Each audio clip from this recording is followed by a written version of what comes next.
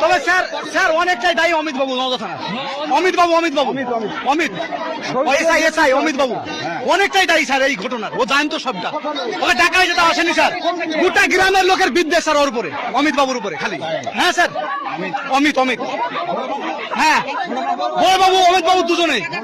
হ্যাঁ হ্যাঁ পুরা স্যার ও আসে ঘুরি ঘুরি চলে যায়, স্টেপই নাই না কোনো কিছু এই বিবাদে। আমি কিন্তু এখানে